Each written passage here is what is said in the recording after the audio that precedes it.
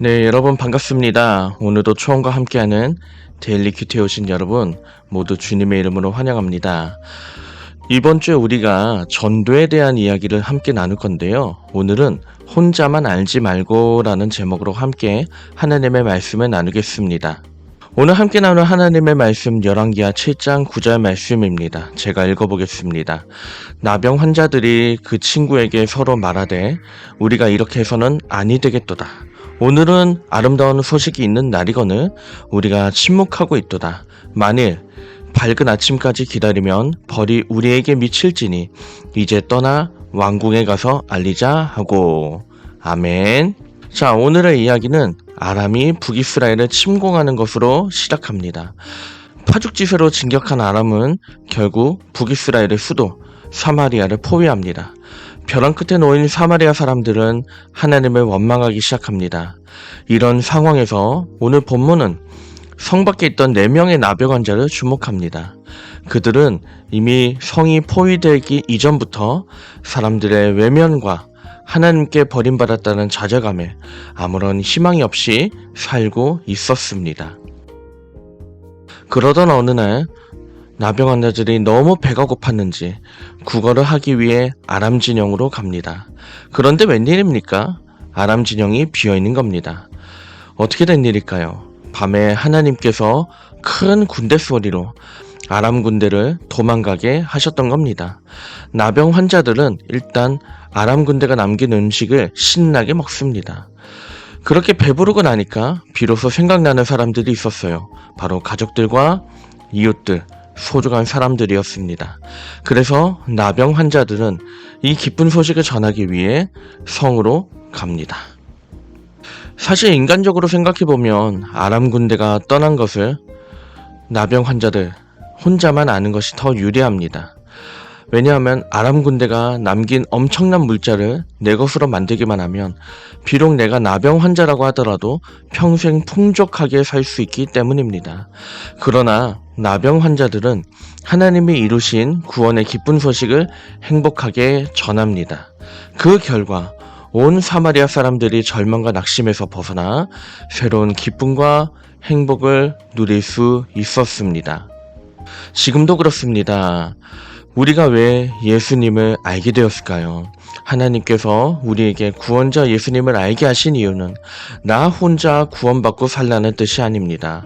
가족들, 이웃들, 친구들, 동료들, 소중한 사람에게 나를 구원하신 예수님을 전하라고 먼저 믿게 하신 것입니다. 그런 점에서 믿는 자가 반드시 감당해야 될 사명이 있습니다. 바로 전도입니다. 물론 그동안 하지 않았더라도 괜찮습니다. 상관없습니다. 지금부터 기쁜 소식을 전하면 됩니다. 오늘의 말씀을 비춰볼 때 저는 여러분께 이 질문을 나누고 싶습니다. 누구보다 먼저 복음을 전하고 싶은 사람이 있습니까? 만약에 있다면 어떻게 전할지 기도하고 실천해 보아요 라는 제목입니다.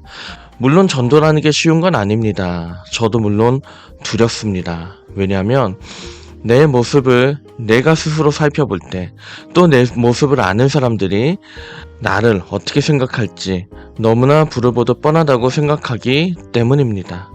그래서 저는 제 자신에게 계속 이렇게 묻곤 했습니다. 나 같은 사람이 과연 복음을 전할 수 있겠습니까? 여전히 이 질문에 대해서 저는 반신반의하고 있는 상황입니다. 그래서 제 자신을 위해서라도 저는 이 질문을 초원에 한번 물어보고 싶습니다. 나 같은 사람이 복음을 전할 수 있을까요?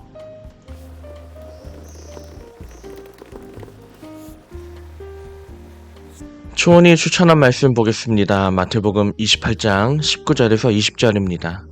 그러므로 너희는 가서 모든 민족을 제자로 삼아 아버지와 아들과 성령의 이름으로 세례를 베풀고 내가 너희에게 분부한 모든 것을 가르쳐 지키게 하라. 볼지어다 내가 세상 끝날까지 너희와 항상 함께 있으니라 하시니라. 아멘. 이 말씀을 보면 특히 20절에 주님께서 우리에게 주시는 약속의 말씀이 있죠. 볼지어다 내가 세상 끝날까지 너희와 항상 함께 있으리라. 주님께서 우리와 함께 하시겠다고 약속하셨습니다. 그러므로 우리가 시작하고자 하면 이 일은 우리의 일이 아니라 주님의 일이 된다는 뜻이죠. 그런 점에서 우리는 주님께 맡기면 됩니다. 나병 환자도 그렇습니다. 원래 나병 환자는 사람과 접촉하면 안 되는 거였습니다. 하지만 기쁜 소식을 전해야겠다는 하나님의 마음을 갖고 움직이니까 하나님께서 일하기 시작하십니다. 무엇보다 나병 환자에 대한 거부감이 들지 않도록 하나님께서 이 모든 상황을 주관하시고 인도하시고 나병 환자의 말이 신뢰가 되도록 모든 마음을 움직여 주셨죠. 그런 점에서 제 자신에게도 던지는 이야기지만 전도하고 싶은 사람이 있다면 이제 시작해 봅시다.